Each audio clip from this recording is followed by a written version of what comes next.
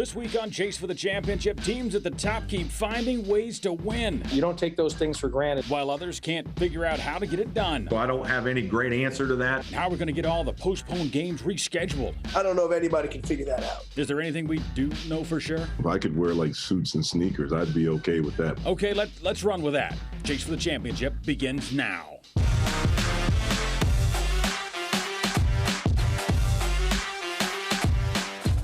Hey everybody, Chris Clark here. Welcome to the latest edition of Chase for the Championship. I too would like to just wear sneakers and sweatpants and everything, and that would be great. But hey, we're beginning to see some teams in the ACC separate from the pack, establish themselves, while others still looking for that winning formula, and still others are just kind of playing out the string. I mean, bitten hard by COVID and the injury bug. But first, the team atop the ACC standings with a perfect 7-0 record and getting better each time out, the Virginia Cavaliers. They took on and took down Syracuse 81-58 on Monday. Virginia coach Tony Bennett pulled his starters in the final 2 minutes. Cavs still closed out the game on a 12-2 run. They are rolling.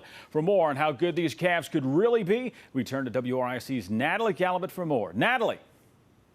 2 wins in 3 nights kept the Virginia Cavaliers perfect in ACC play. UVA edged Georgia Tech 64-62 on Saturday. Then they were impressive in an 81-58 victory over Syracuse on Monday. Virginia made 14 of 31 three-pointers, something Tony Bennett knew would be a key coming in.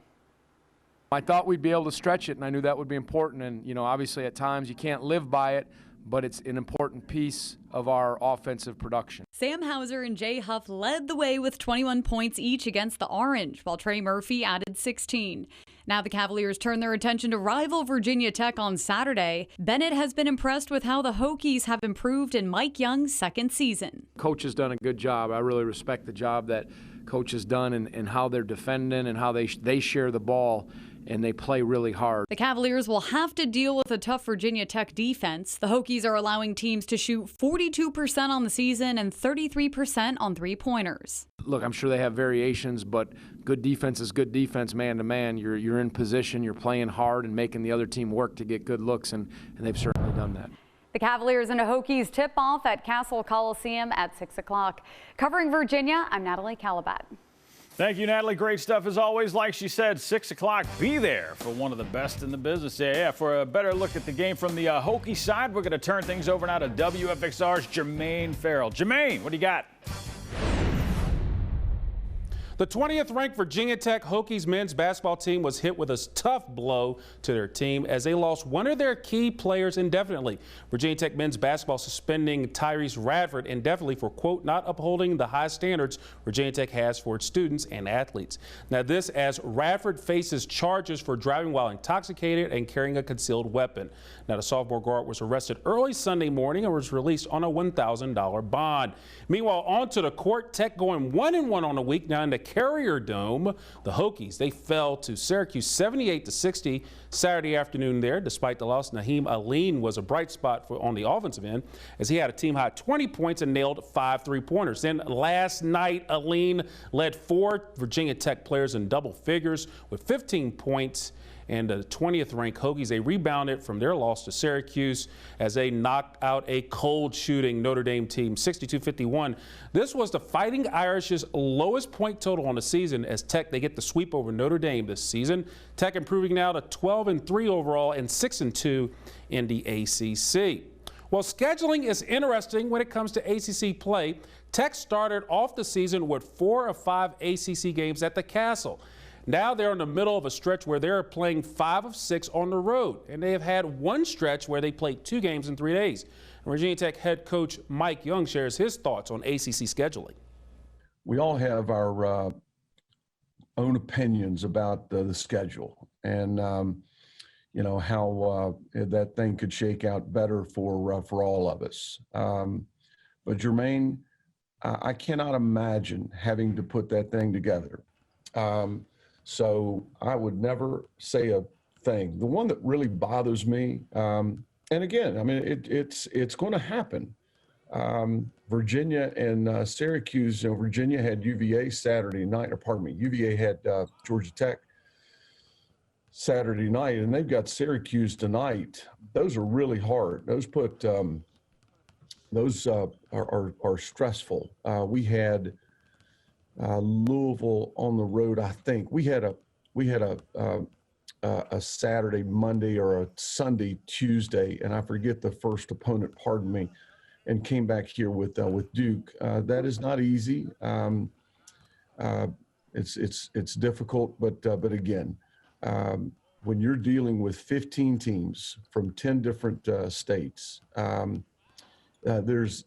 is absolutely impossible, and I'm sure that there are television considerations. So say one word about that. That thing rolls out in August or September, whatever it is. I take a quick look at it. Here's what we got. Let's go play. So that's my response there. And then overall, when you look at it, the schedule becomes even more jumbled when you have considerations for COVID-19. So we'll keep our eye on the schedule. And speaking of the schedule, you put it in pencil, but next up for Tech, they do have a big one. They host their in-state rivals in the Virginia Cavaliers. Virginia, of course, they're ranked 8th in the country. That's this Saturday night, 6 o'clock at the Castle. Then Tech, they hit the road for a Wednesday night game against the Pitt Panthers. Covering the Virginia Tech Hokies, I'm Jermaine Farrell. Pleasure as always, Jermaine. Liking that blue tie there, my brother. Keep that stuff up. Now, not really known for their basketball tradition, the Florida State Seminoles making a name for themselves on the court. And to dig a little deeper into these up-and-coming Noles, we're going to turn things over to WNBB's Courtney Mims. Courtney. The Florida State men's basketball team extended their win streak last night with their 81-59 victory over in-state rivals, the Miami Hurricanes. The number 16 Seminoles have now won 5 in a row. The Seminoles didn't have too much trouble with the Hurricanes as they built up an early 20-point lead. 2 Noles had double-doubles in the game. Malik Osborne with 11 points and 10 rebounds, and Raekwon Gray had 10 points and grabbed 11 boards. But they weren't the only 2 helping out the team, as MJ Walker and Sadar Calhoun also had 11 points apiece. And actually 8 different FSU players scored at least 6 points for the Noles. After the matchup, head coach Leonard Hamilton said that this was a game that was very important to them. We had a lead there, a substantial lead the first half. We allowed about 4 possessions Miami to come down and outscore something like 12-2. I thought we adjusted there in the second half, and we got a group of guys out on the floor that got some deflections, some steals, got some stops, and we got out in transition and was able to extend the lead. The Seminoles return to action this Saturday when they travel to Georgia Tech. Reporting on Florida State, I'm Courtney Mims. Thank you. Now, up next for those Seminoles. Yeah, that's right. We're talking about the Georgia Tech Yellow Jackets. And now, backing it up just a little bit here, we're going to talk about some trivia. That's right. Back it up just a little bit more so I can read this thing. Scroll down. That's right. No, down the other way. Little TV 101. Keep going. Keep going. Keep going. There we go. All right. This Saturday, Noles in North Atlanta take on the Yellow Jackets for that tip-off contest, 4 p.m. at Cambridge Pavilion. Okay, now here we go, trivia. All right, ACC basketball fans, an odd season calls for odd happenings and odd shows where I kind of peel back the curtain on how things work in TV world. So before we go any further, how about a little trivia? Yeah. Who are the only 2 ACC teams that have 2 wins over ranked conference opponents this season? Remember, these wins came over teams that were ranked when they played. They don't currently have to be ranked. Make it easier for you? Yeah, we're going to reveal the answer to you later on in the show.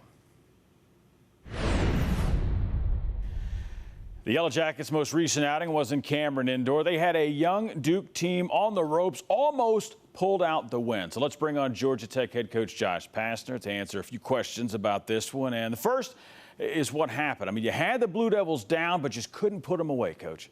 We had some chances late. We just had a bad first half.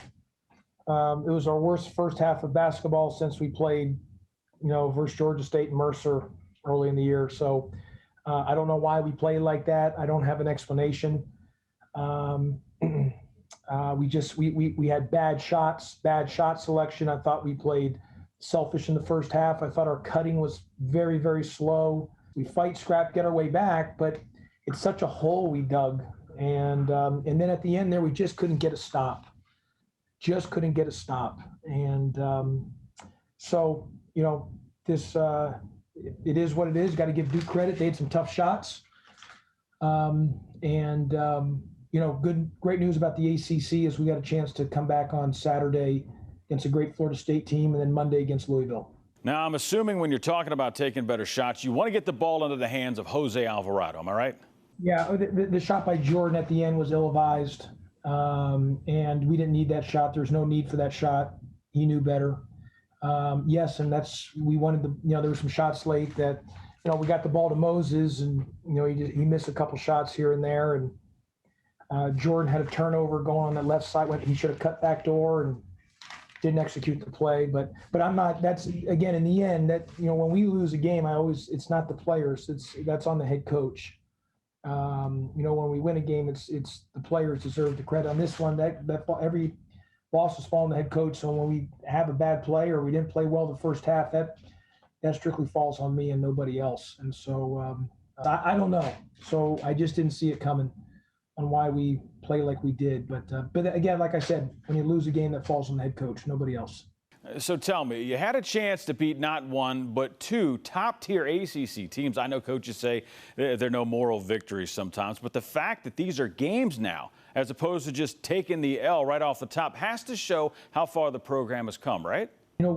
I think we should have won both games, and that's what's – and as I've told our guys, it's not, early a couple of years ago, it's kind of David versus Goliath versus Virginia and Duke. You're trying to just, it's a total upset. You're overachieving. Now we belong in the league, and we're good enough to win anyone we play. And as in Florida State, we had a chance, and and they ended up pulling away towards the end, but we were right there late. So we got to get over the hump, and getting over the hump is winning these type of games.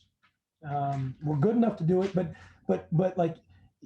We got to learn that how important when you're playing in the upper echelon in this league or any team, you can't give away possessions. And so we're good enough to win anyone we play, but obviously if we don't, we also not good enough to also get beat by anybody. So it was disappointing as our start today and how we just were bad that first half. And I don't know why we were so bad that first half. I just didn't see that coming, especially after how well we played on both halves on Saturday. Well, I thank you, Coach. Appreciate the time. Best of luck against FSU. Meanwhile, the Fighting Irish saw their two-game win streak come to an end when they fell to Virginia Tech last night. On the road in front of them doesn't get any easier either. How will the Irish try and pick things up, turn things around? It's why we turn to WXIN's Dave Griffiths for the latest. Dave. Notre Dame's loss to Virginia Tech Wednesday night drops them to 2-6 in ACC play. It's not a banner season for the Irish, but some positives have been peeking through the fog of disappointment recently. After 5 straight conference losses, Mike Bray's squad finally did get their first league win and then followed it up immediately with a second. Now, I say immediately, but in fact, Notre Dame had to wait 8 days from one game to the next as an MLK Day showdown with Howard was canceled. Could have been enough time to get stale, lose a step perhaps, but Coach Bray didn't see that happen. You had to wait so long to play. And I give these guys credit. Their concentration, when it's 8 practices between games instead of 2 or 3, has been pretty good. You kind of feel a little bit differently. And I think you feel more confident, quite frankly. Now, Notre Dame's ACC losses haven't been bad losses. All 6 of them come to teams with winning records in the league. There's still a chance to somewhat salvage the season if they can take care of business, beating the teams in the bottom half of the conference over the next month and a half. Covering Notre Dame, I'm Dave Griffiths. Thank you, Dave. The Irish next face off with the Pitt Panthers. Tip time for that game is at 8 p.m. in the Peterson Events Center coming up this Saturday. And been a rough few days for the Pitt Panthers. After smoking Syracuse and taking down Duke at Pittsburgh, the Panthers, they hit the road and got tripped up by a 1-point loss to the Demon Deacons in Winston-Salem. No problem. They returned home to get right against the Tar Heels, but instead followed up with a 10-point loss. They got scores in Justin Champagny and Odie Stoney. They just didn't have an answer for the UNC big men who took full advantage of their size differential all night long. We weren't physical with our blockouts. We weren't physical trying to get open. They were able to take us out of some things with their pressure, and we have to do a better job of that. That's what we talked about. We knew rebounding was going to be a significant portion of this game. We know that's a major strength of theirs. They're number 1 in the conference and number 2 in the country in offensive rebounding. And, when you know Carolina's program, that's what they do. I feel like we are a good defensive team when we want to be. I feel like we have to learn that basketball is a game where you can't flip a switch. You can't turn it on and off day in and day out, including myself. I feel like we got to be more energetic from the jump. And while we're at it, congrats to sophomore forward Justin Champagne. You saw him right there. He was named the ACC Player of the Week for the 2nd consecutive week. He is the first guy to win back-to-back honors since UNC's Joel Berry did it on January 9th and 16th in 2017. Champagne now has claimed Player of the Week honors 3 times this season. He averaged 24 points, 11 rebounds, 2.5 blocks, 3.5 steals in games against Duke and Wake last week. Champagne matched a career high with 31 points last Tuesday against Duke, going 12 of 15 from the field, go along with 14 rebounds and a career best 5 blocks. And he became the first player in program history to post at least 30 points, 10 rebounds, and 5 blocks in a game. Champagne closed the week with a 17.8 rebound effort and a career-high 5 steals in a 1-point road loss to Wake Forest. And the Louisville Cardinals, they're rolling along until they stubbed their toe against Miami a little while back. Then it's been kind of an up-and-down squad each week. WAHT's Randall Parmley checks in on what's going on with the Cards. Randall. Well, after being swept by teams from the Sunshine State, the Louisville Cardinals broke a modest 2-game losing streak in style. The Cards picked up a big home win over the weekend, knocking off Duke at the Yum Center. Louisville beat the Blue Devils 70-65 in a game that wasn't decided until the final seconds. Carlick Jones was huge in the second half, scoring 19 of his 24 points, including the Cardinals' last 9 in the final 2 minutes. Louisville's defense was outstanding, forcing 15 turnovers and limiting the Blue Devils to only 7 assists. Now, the Cards were back at it again on Wednesday night, making the trip to Little John Coliseum to take on Clemson, a team that's really struggling right now. Wasn't a thing of beauty. Clemson was right for the taking, but the Cards fall 54-50. Louisville was ice cold, shooting only 31.6% from the floor, a dreadful 5 of 24 from 3 land. Just an ugly game for both of these teams, one that was indeed winnable for Louisville if they could have managed to put together any sort of offense. So now the Cards are 10-4, 5-3 in conference play. They'll be back at home against Georgia Tech on February the 1st. Covering the Louisville Cardinals, I'm Randall Parmley. Thank you, Randall. Cards hit the court, like you said, Monday, taking on Georgia Tech. That's an early afternoon tip for those checking the calendars. It's a 2 p.m. tip time. And Louisville was supposed to take on the Boston College Eagles this Saturday, but COVID stepped in and postponed that game. Boston College is hitting the full pause button for both its men's and women's basketball programs, as both are in COVID-19 protocols due to recent positive tests. They are following all the guidelines set forth by the ACC in regards to quarantining and contact tracing, obviously, being overly cautious for this, really. It needs to be noted, they did things right, too. Testing negative on 2,500 prior tests. I don't think the Eagles were slacking up there. They had it under control. It's just, COVID. It's just impossible to stop. Bigger question, coming back, some teams are great. Some teams are just terrible after a layoff. Is there any rhyme or reason to what you can do to be one of those teams that comes back red hot there, Coach Christian? I don't know if anybody can figure that out. I think everybody, again, it's, it obviously depends on who comes back and, when they come back, because obviously not everybody comes back at the same time frame. Individual players, I think it's who knows? I mean, I think again, the most depressing thing is that everybody's healthy, that everybody's coming back, that you're monitoring the ramp up back where you can, as best you can, try to avoid injuries from layoff. So there's all kinds of things you have to go through, and we'll call around to everybody because it's been a great sharing community because it's so unknown for everybody. Kind of what did you do when you came back? What was the first practices look like? How long did you ramp up? How long did you go? What did they do off the court in addition to that to put them in place? And again, when you're sometimes in self-quarantine, guys can't do treatment. They can't take care of injuries. So you got to be mindful of everything. Because no contact is no contact. So that goes for everything. So, they're trying to keep people away from each other. So there's a lot of different things that you have to look at. It's not just, okay, let's go out there and play. Guys have played all year long. Let's just go out and play. It's not that. There's a lot of other things that go into it that you have to be mindful of, that you have to have conversations with and share with one another. Here's hoping they get that program back on track. All right, everybody, did you find that answer to the trivia question? Did anybody get it without consulting Google? I know you cheated. I'm sure you did. Okay, here's question 1. Last time and the answer. Okay, here we go. Only 2 ACC teams? Yeah. It's the Clemson Tigers and the Virginia Tech Hokies. They defeated Florida State back in December and Louisville last night. Virginia Tech defeated Clemson on December 15th when they were 24th ranked, and number 19 Duke 2 weeks ago. So you got bragging rights now, and you can, go to the bar and maybe win some appetizers next time you're out there. Moving on here, a team climbing their way through the top 4 of the ACC standings is UNC. After starting the season 5-4, looks like the heels have turned the corner. WNCN's Alyssa Ray is here with more. Alyssa. Hey there, Chris. North Carolina seems to be hitting its stride, winning 6 of its last 7 games. The Tar Heels took care of business on the road at Pittsburgh, winning 75-65. And Roy Williams has been preaching to feed it inside of the Bigs all year long. And when you have the depth they do in the front court, there's no wonder why. UNC was successful in doing that against the Panthers, with Armando Bacot and Garrison Brooks combining for 37 points. Needless to say, I thought it was huge. The first half, we were like 10 for 15. Between Garrison and Armando, and our starting 3 perimeter players were like 2 for 10. So we emphasized it again at halftime, and we should throw it into those big guys. And then when they throw it back out, it'll be a better shot. Starting to know where others like the ball, and that just makes it a lot easier when we all can play off each other in both the high post and the low post.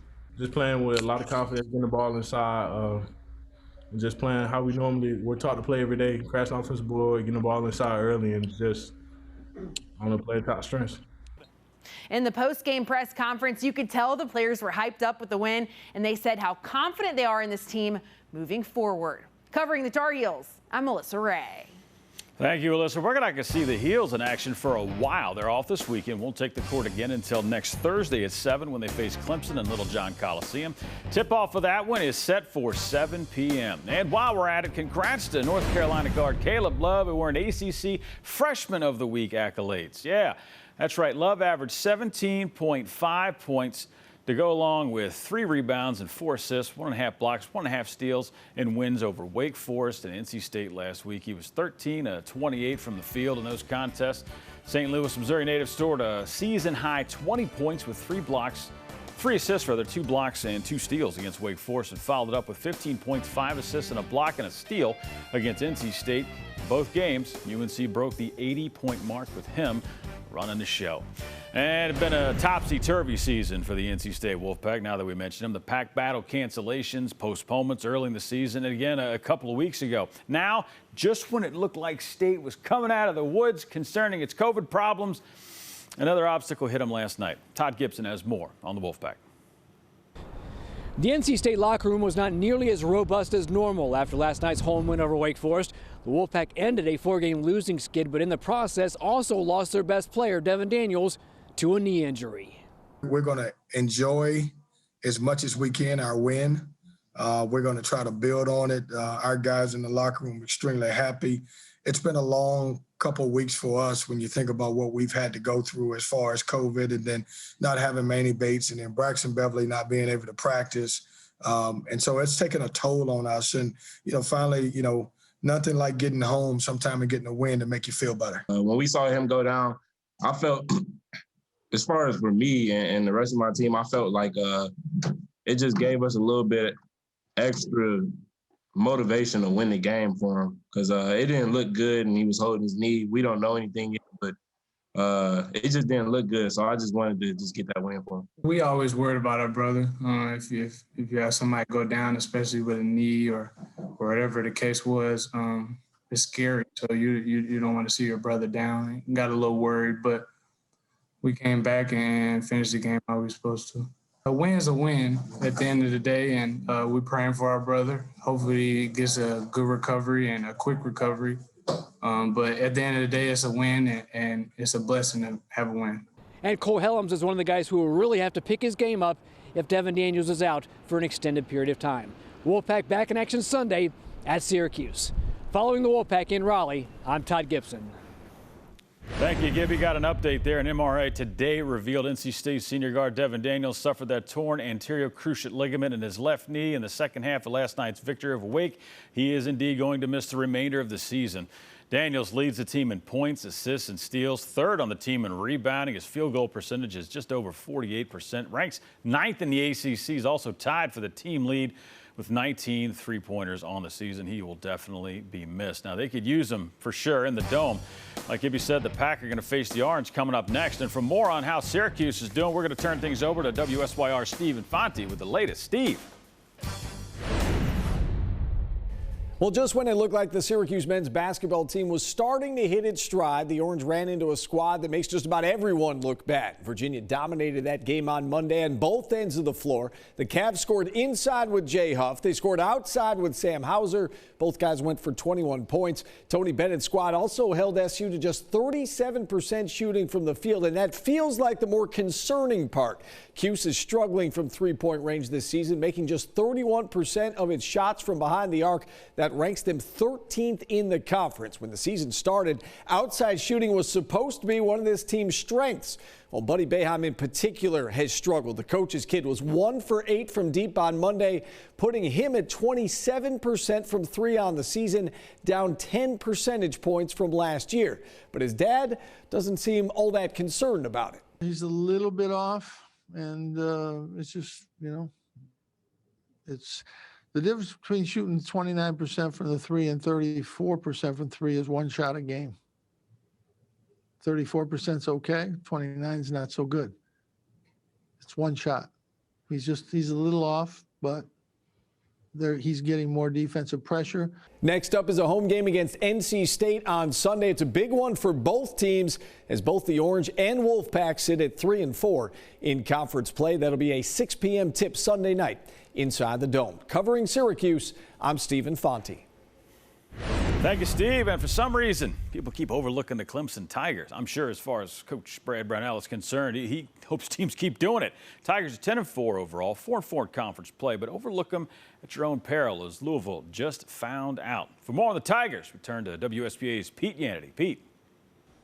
The Clemson Tigers were trying to snap a 3-game losing streak when they took the court against number 25 Louisville on Wednesday night at Little John Coliseum, less than a week before thinking they'd be playing Boston College instead. The schedule change, as it turns out, didn't impact things in a negative way. Tigers go on to a 54-50 victory despite shooting just 35% from the field and only 20% from beyond the arc. The second time this season they've won a game shooting that number from long range, and twice this year they've claimed victories scoring less than 55 points. Amir Sims led the way with 16 points and 9 boards and talked about how much of a workmanlike victory it was. For the last week and a half, I think everyone in the country forgot how we play defense and how we play our game. And we're not a team that's going to outscore you. We're not going to put 80 up on the scoreboard. We're going to lock down, play defense, and we prefer ugly wins over anything. Happy for my players. It's been a hard, 8 or 9 days. We just not only winning the game, but the way we won it. Got back to who we need to be a good team and defend and play with a lot of energy. Now the Tigers visit Cameron Indoor Stadium on Saturday, trying to get a victory at Duke for the first time since January of 1995. Keep in mind, it was only about a year ago that they picked up a victory for the first time in 60 tries, just 8 miles down the road from Duke's campus at the Dean Dome. Covering the Clemson Tigers, I'm Pete Yannity. Definitely keep an eye on that one, Pete. Like you said, Tigers back in action, take on the Blue Devils in Cameron. Tip-off for that game is set for noon, so make sure you get up a little bit earlier for that one. Meanwhile, the guys in Durham, they're going through some things. Loses a 3 straight heading into their matchup with Georgia Tech. The Blue Devils weren't looking like that dominant team of old. I mean, they had issues with Tech as well. They jumped on top of Tech, but were never able to really put them away. Duke led 33-25 at the break, but then a young Duke team gave up an 11-point lead in the second half, had to dig deep against a veteran Georgia Tech squad. It goes to leadership. Goldwire really did a good job in Wendell of settling us down. And, you expend so much energy trying to stop them, and you can let up a little bit or rush or not be poised. I thought we had good poise at the end. Overseas, we've had a lot of tough games.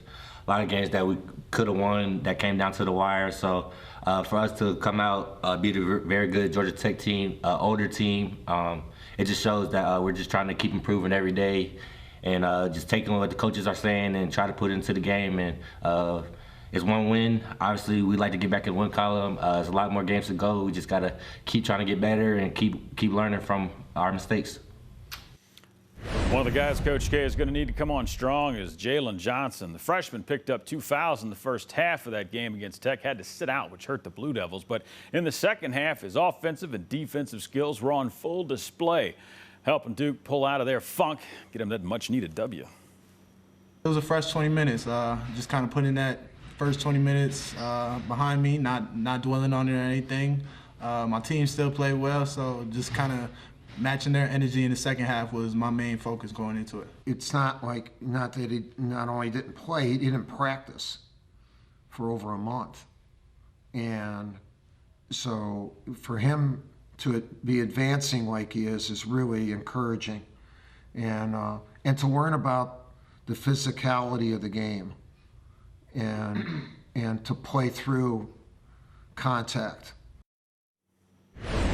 And when you play in the ACC, you need everything you have to win games. Traditionally, it's one of the toughest basketball conferences for a reason. All year long, the Miami Hurricanes have been playing at less than full strength, and last night was no exception. Against in-state rival Florida State, the Hurricanes had just 7 scholarship players available. 5 Hurricanes missed the contest due to injury. Check out this lineup. Chris Likes with an ankle issue. Rodney Miller Jr. out for the season with a right knee problem. Elijah Olaniyi is out with a hurt left shoulder, as is Earl Timberlake. And Sam Wardenberg missed that one with a left foot problem. He's out for the season as well. That is a squad. Now, that being said, sophomore guard Isaiah Wong scored a game-high 21 points for the Canes. Redshirt senior guard Cameron McGusty scored 13 on 5 of 11 shooting, including 3 of 6 from three-point range. Set a season best with 3 steals. Sophomore forward Anthony Walker also logged 13 points and finished with a career-high 36 minutes of action. On the flip side, Florida State used 14 players in the game, and it was just too much for the Hurricanes to overcome. Well, I think Florida State is really an outstanding team. They're very deep, very talented. And we were not able to stay with them in the first half until the very closing minutes. And we got to within 12. We had been down 20. We pulled to within 12. But we did a really good job to start the second half. We got it within 8. And then we had a couple of easy shots that didn't go down for us, and they ran off 10 straight points, so it went from 8 to 18, and we were never able to recover from that. Canes get back on the court this Saturday with an afternoon road tilt against the Demon Deacons. To fill us in on how things are holding up in Winston-Salem, we're going to turn things over to WGHP's Danny Harden. Danny. After starting the ACC schedule 0-6, Wake Forest finally got that first conference win last weekend by taking down Pitt. But the good feelings did not last for long. The Deacons, as they lost on the road to the Wolfpack Wednesday night, 72-67. One of the bright spots, Davion Williamson hit for 22 points. But the loss knocks Wake Forest to the bottom of the ACC standings all by themselves with a 1-7 conference mark. We didn't play well. And I'll give credit to NC State. You know, they came out in the beginning of the game and we looked lost against full court pressure, like we hadn't even worked on it. We were very tentative, didn't want the ball, didn't want to drive it up against pressure, take on the trap, and they got steals. And it's impossible to win basketball games turning the ball over 21 times. I don't care who you're playing. You know, as a team, we gotta know that the traps are coming. You know, the press is coming. We gotta be able to play through that. We gotta be able to find the open man. We gotta be able to just move the ball and get to our spots as best as we can. You know, as best as we're like how our coach tells us, like every day in practice and everything. We work on this stuff. We just gotta keep applying that and keep working on it as a team. When the lights turn on, we just gotta be more confident in ourselves. Play through mistakes. I feel like a lot of us are worried about making a mistake and, having a negative reaction, but there's going to be mistakes all throughout the game. So I feel like we just got to, bounce back from mistakes. The schedule gets a little easier for Wake Forest. They'll play teams in the 12th, 13th, and 14th places in the ACC coming up. Notre Dame, Miami, and Boston College. Reporting on the Deacons, I'm Danny Harnden. Well, we are barreling towards the ACC tournament, and the teams are starting to show kind of what they're made of, and in some cases aren't. So to make sure we're placing the bets on the right stuff here, we bring in our expert, Jason Logan of Covers.com. And Jason, Clemson comes into Cameron Indoor to take on Duke this Saturday. Both teams have been kind of up and down the past few games. So who shows up for the bettors? Yeah, that is the big question, isn't it? Duke stumbled there with 3 straight road games before they came back to Cameron, and they got a win over a quality Georgia Tech team there on Tuesday. The Blue Devils, they don't have that home court edge that they're used to. They don't have the Cameron Crazies just tormenting the visiting team, but they have played better in Durham. They've scored about 6 points more per game at home, and they're 5-2 straight up at home on the season. However, they've only covered in 1 home game this year, and that was that 75-68 win over the Yellow Jackets this past week. Clemson snapped a 3-game losing skid with a big home win over Louisville this week. Tigers defense finally showed back up. It limited the Cardinals to just 50 points, but that was after allowing scores of 85, 83, and 80 points during that 3-game slide. They've had issues away from home, and they've also allowed teams to shoot well from beyond the arc as well, too. But Duke doesn't pose that big a threat from deep. They only went 5 for 16 against the Yellow Jackets here earlier in the week. So I think Clemson can kind of clamp down. I think this one is going to be a close, low-scoring slog there. So, bet accordingly. Yeah, just the type of exciting game we love to see there. Yeah, great. Yeah. Meanwhile, Florida State is the hottest team in the ACC, winning 5 in a row, heading into this weekend's road trip to Georgia Tech. Where do the Seminoles sit in the NCAA futures odds after this red-hot run? Yeah, so they've actually made quite a jump here. We're seeing Florida State around 27-1, about 30-1 out there, depending on where you're looking at these odds. But Florida State was as big as 60-1 just like a week and a half ago here. So it is definitely having an impact on the NCAA futures. Florida State's been just humming on offense too during this current run, averaging over 85 points per game in their last 5 games. Now, before you go placing any bets on FSU, though, let's note that 4 of those 5 games have come at home. This is a 3-point shooting team, and this is where they thrive. They're knocking down almost 40% of those looks from deep at home, but it dips down to 34% from beyond the arc on the road. Anthony Polite, their guard, he's been a sharpshooter for him, but he's missing time with a shoulder injury. He's probably not going to be back here. They don't think he's going to get back until maybe mid-February. And Georgia Tech, very competitive at home. This could be in a situation where you get to fade that red-hot team and pick up some extra points with kind of a live underdog in the Yellow Jackets. And now the showcase of Saturday is a classic rivalry between Virginia and Virginia Tech, with both programs ranked in the coaches poll. Any notable trends bettors should know when it comes to the Commonwealth clash? Sure. I mean, we look at Virginia. They've won and covered in 4 straight meetings against VT, and they've actually gone 7-3 ATS in the last 10 matchups between these rivals. The under has also been a profitable play for total bettors. That's hit in 6 of those past 10 matchups. But trends should always kind of take a back seat to current form. And if you look at the Cavaliers' offense right now, which is something that we haven't got to say a whole lot over the last few years, they're really stepping up here. Recent efforts, averaging 77.5 points over their last 4 games. They've gone over in each of those 4 games as well, too. So you want to keep a close eye on this total when it hits the board Friday night. Could be some value here with the over in the Cavs. Crunching the numbers so we don't have to. He's Jason Logan of Covers.com. Thanks, Jason. All right, thanks. Enjoy the games. Now, technically, every team is still alive for the conference crown. Technically, some more than others, like I said. But here are the standings as we move into February. Virginia remains undefeated in conference play, followed by Florida State and Virginia Tech, who would like nothing better than to give the Cavaliers its first ACC loss. Those two play on Saturday, like we told you about. North Carolina sneaking up the standings and sits there in 4th. The Cardinals are 5th, followed by Pitt. Duke snapped the 3-game losing streak on Tuesday. They are tied with Pitt at 6th. Clemson rounds out the top 8 after getting its 10th win of the season. Meanwhile, Georgia Tech has dropped its last 2 ACC games. Syracuse and NC State are tied for 10th. Notre Dame comes in at number 12. Miami 13th, followed by Boston College, who hasn't played in nearly 2 weeks. Hang in there, Coach Christian. It'll get better. Wake Forest is now on the board with its first ACC win. And coaches across the country have eschewed the traditional game day attire of coach ties and dress slacks in favor of polos and quarter zip-ups and warm-up pants, if you haven't noticed. Notre Dame's Mike Brey went so far as to coach a game in shorts against UNC, if you remember that one. Of course, NBA coaches were the ones that went casual when the league restarted its season over the summer at Walt Disney World. in Florida. And college coaches have followed their lead. The idea picked up serious momentum for the general public during the pandemic. I know I'm in pajamas most of the times. I'm pretty sure everybody out there is in there more times than not. And dressing down, I mean, it's not really a new concept in college athletics. Bob Knight and his red sweater were inseparable. George Raveling was wearing a tracksuit on game days in Iowa in the 1980s for all those people out there that remember him. Kids, ask your parents.